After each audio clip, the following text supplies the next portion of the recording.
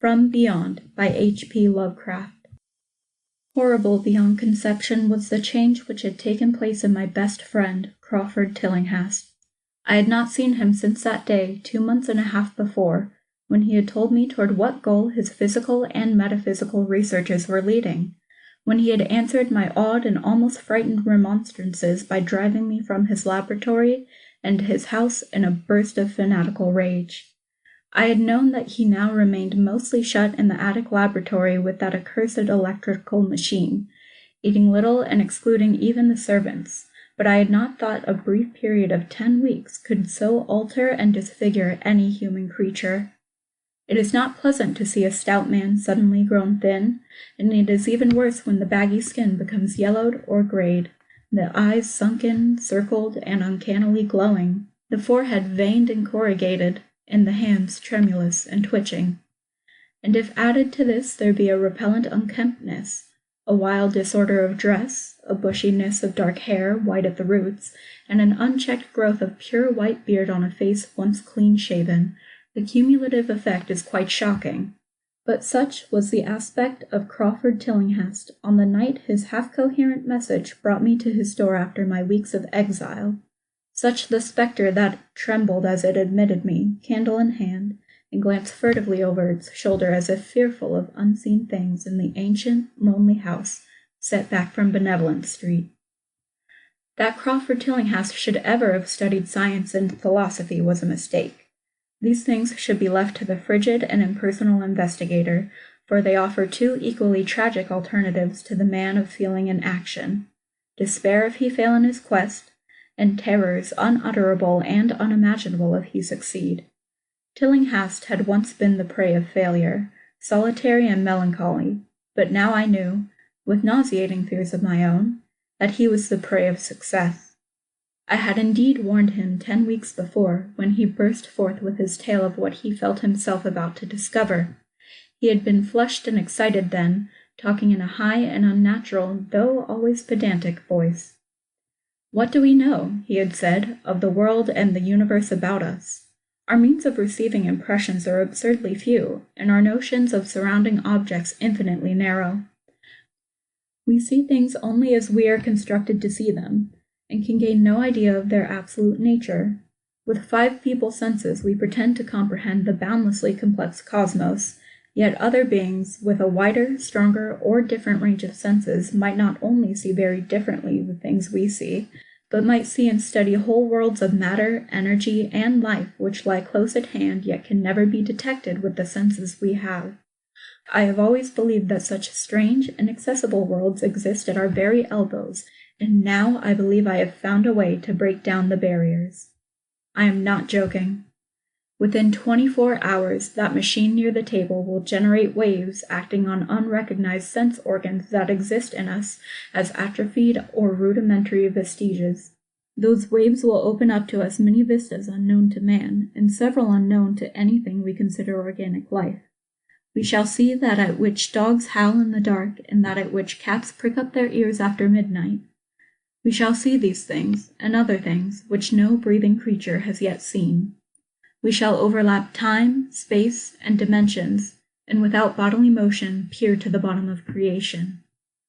When Tillinghast said these things, I remonstrated, for I knew him well enough to be frightened rather than amused, but he was a fanatic, and drove me from the house. Now he was no less a fanatic, but his desire to speak had conquered his resentment, and he had written me imperatively in a hand I could scarcely recognize. As I entered the abode of the friend so suddenly metamorphosed into a shivering gargoyle, I became infected with the terror which seems stalking in all the shadows. The words and beliefs expressed 10 weeks before seemed bodied forth in the darkness beyond the small circle of candlelight, and I sickened at the hollow, altered voice of my host. I wished the servants were about, and I did not like it when he said they had all left 3 days previously. It seemed strange that old Gregory, at least, should desert his master without telling as tried a friend as I. It was he who had given me all the information I had of Tillinghast after I was repulsed in rage. Yet I soon subordinated all my fears to my growing curiosity and fascination.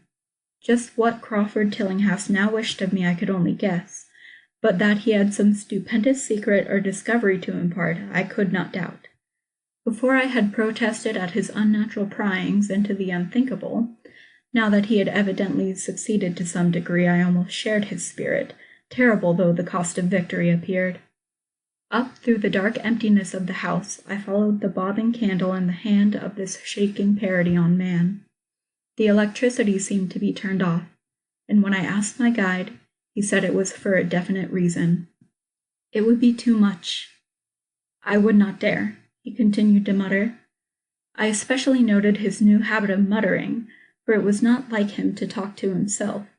We entered the laboratory in the attic, and I observed that detestable electrical machine, glowing with a sickly, sinister, violet luminosity. It was connected with a powerful chemical battery, but seemed to be receiving no current, for I recalled that in its experimental stage it had sputtered and purred when in action. In reply to my question, Tillinghast mumbled that this permanent glow was not electrical in any sense that I could understand. He now seated me near the machine, so that it was on my right, and turned a switch somewhere below the crowning cluster of glass bulbs. The usual sputtering began, turned to a whine, and terminated in a drone so soft as to suggest a return to silence. Meanwhile, the luminosity increased, waned again, and then assumed a pale, ochre color or blend of colors which I could neither place nor describe. Tillinghast had been watching me and noted my puzzled expression. "Do you know what that is?" he whispered. "That is ultraviolet." He chuckled oddly at my surprise. "You thought ultraviolet was invisible, and so it is. But you can see that and many other invisible things now. Listen to me. The waves from that thing are waking 1,000 sleeping senses in us. Senses which we inherit from eons of evolution from the state of detached electrons to the state of organic humanity. I have seen truth, and I intend to show it to you. Do you wonder how it will seem? I will tell you." Here Tillinghast seated himself directly opposite me, blowing out his candle and staring hideously into my eyes. "Your existing sense organs, ears first, I think, will pick up many of the impressions, for they are closely connected with the dormant organs. Then there will be others. You have heard of the pineal gland?" I laugh at the shallow endocrinologist, fellow dupe and fellow parvenu of the Freudian. That gland is the greatest sense organ of organs, I have found out. It is like sight in the end, and transmits visual pictures to the brain. If you are normal, that is the way you ought to get most of it. I mean, most of the evidence from beyond. I looked about the immense attic room with the sloping south wall, dimly lit by rays which the everyday eye cannot see. The far corners were all shadows, and the whole place took on a hazy unreality which obscured its nature and invited the imagination to symbolism and phantasm. During the interval that Tillinghast was silent, I fancied myself in some vast and incredible temple of long-dead gods, some vague edifice of innumerable black stone columns reaching up from a floor of damp slabs to a cloudy height beyond the range of my vision.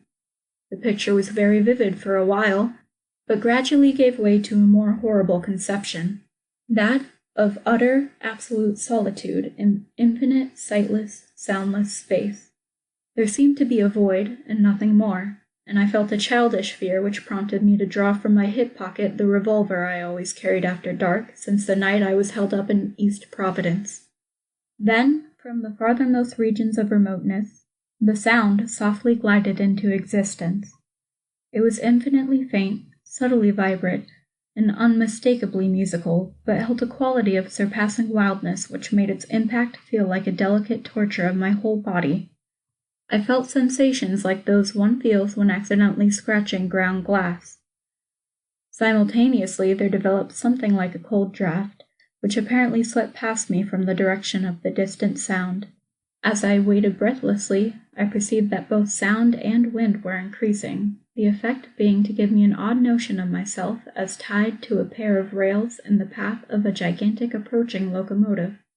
I began to speak to Tillinghast, and as I did so, all the unusual impressions abruptly vanished. I saw only the man, the glowing machine, and the dim apartment. Tillinghast was grinning repulsively at the revolver which I had almost unconsciously drawn, but from his expression I was sure he had seen and heard as much as I, if not a great deal more. I whispered what I had experienced, and he bade me to remain as quiet and receptive as possible. "Don't move," he cautioned, "for in these rays we are able to be seen as well as to see. I told you the servants left, but I didn't tell you how. It was that thick-witted housekeeper. She turned on the lights downstairs after I had warned her not to, and the wires picked up sympathetic vibrations. It might have been frightful. I could hear the screams up here in spite of all I was seeing and hearing from another direction. And later, it was rather awful to find those empty heaps of clothes around the house. Mrs. Updike's clothes were close to the front hall switch. That's how I know she did it. It got them all. But so long as we don't move, we're fairly safe. Remember, we're dealing with a hideous world in which we are practically helpless. Keep still." The combined shock of the revelation and of the abrupt command gave me a kind of paralysis, and in my terror my mind again opened to the impressions coming from what Tillinghast called beyond. I was now in a vortex of sound and motion, with confused pictures before my eyes. I saw the blurred outlines of the room, but from some point in space there seemed to be pouring a seething column of unrecognizable shapes or clouds, penetrating the solid roof at a point ahead and to the right of me. Then I glimpsed the temple-like effect again, but this time the pillars reached up into an aerial ocean of light, which sent down one blinding beam along the path of the cloudy column I had seen before. After that, the scene was almost wholly kaleidoscopic, and in the jumble of sights, sounds, and unidentified sense impressions, I felt that I was about to dissolve or in some way lose the solid form. One definite flash I shall always remember. I seemed for an instant to behold a patch of strange night sky filled with shining, revolving spheres, and as it receded I saw that the glowing suns formed a constellation or a galaxy of settled shape, this shape being the distorted face of Crawford Tillinghast. At another time I felt the huge animate things brushing past me and occasionally walking or drifting through my supposedly solid body, and thought I saw Tillinghast look at them as though his better-trained senses could catch them visually. I recalled what he had said of the pineal gland, and wondered what he saw with this preternatural eye. Suddenly, I myself became possessed of a kind of augmented sight. Over and above the luminous and shadowy chaos arose a picture which, though vague, held the elements of consistency and permanence. It was indeed somewhat familiar, for the unusual part was superimposed upon the usual terrestrial scene as much as a cinema view may be thrown upon the painted curtain of a theater. I saw the attic laboratory, the electrical machine, and the unsightly form of Tillinghast opposite me. But of all the space unoccupied by familiar material objects, not one particle was vacant. Indescribable shapes, both alive and otherwise, were mixed in disgusting disarray, and close to every known thing were whole worlds of alien, unknown entities. It likewise seemed that all the known things entered into the composition of other unknown things, and vice versa. Foremost among the living objects were great, inky, jellyish monstrosities which flabbily quivered in harmony with the vibrations from the machine. They were present in loathsome profusion, and I saw to my horror that they overlapped, that they were semi-fluid and capable of passing through one another and through what we know as solids. These things were never still, but seemed ever floating about with some malignant purpose. Sometimes they appeared to devour one another, the attacker launching itself at its victim and instantaneously obliterating the latter from sight. Shudderingly, I felt that I knew what had obliterated the unfortunate servants, and could not exclude the things from my mind as I strove to observe other properties of the newly visible world that lies unseen around us. But Tillinghast had been watching me, and was speaking. "You see them? You see them? You see the things that float and flop about you and through you every moment of your life? You see the creatures that form what men call the pure air and the blue sky. Have I not succeeded in breaking down the barrier? Have I not shown you worlds that no other living men have seen?" I heard him scream through the horrible chaos, and looked at the wild face thrust so offensively close to mine. His eyes were pits of flame, and they glared at me with what I now saw was overwhelming hatred. The machine droned detestably. You think those floundering things wiped out the servants? Fool, they are harmless. But the servants are gone, aren't they? You tried to stop me. You discouraged me when I needed every drop of encouragement I could get. You were afraid of the cosmic truth, you damned coward. But now I've got you. What swept up the servants? What made them scream so loud? Don't know, eh? You'll know soon enough. Look at me. Listen to what I say. Do you suppose there are really any such things as time and magnitude? Do you fancy there are such things as form or matter? I tell you, I have struck depths that your little brain can't picture. I have seen beyond the bounds of infinity and drawn down demons from the stars. I have harnessed the shadows that stride from world to world to sow death and madness. Space belongs to me, do you hear? Things are hunting me now. The things that devour and dissolve, but I know how to elude them. It is you they will get, as they got the servants. Stirring, dear sir? I told you it was dangerous to move. I have saved you so far by telling you to keep still, saved you to see more sights and to listen to me. If you had moved, they would have been at you long ago. Don't worry, they won't hurt you. They didn't hurt the servants. It was seeing that made the poor devils scream so. My pets are not pretty, for they come out of places where aesthetic standards are very different. Disintegration is quite painless, I assure you. But I want you to see them. I almost saw them, but I knew how to stop. You are not curious? I always knew you were no scientist. Trembling, eh? Trembling with anxiety to see the ultimate things that I have discovered? Why don't you move, then? Tired? Well, don't worry, my friend, for they are coming. Look! Look, curse you, look! It's just over your left shoulder. What remains to be told is very brief and may be familiar to you from the newspaper accounts. The police heard a shot in the old Tillinghast house and found us there. Tillinghast dead and me unconscious.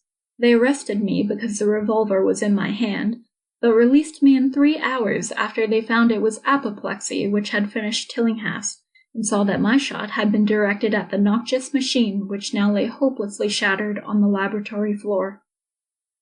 I did not tell very much of what I've seen, for I feared the coroner would be skeptical, but from the evasive outline I did give, the doctor told me that I had undoubtedly been hypnotized by the vindictive and homicidal madman. I wish I could believe that, doctor. It would help my shaky nerves if I could dismiss what I now have to think of the air and the sky about and above me. I never feel alone or comfortable, and a hideous sense of pursuit sometimes comes chillingly on me when I am weary.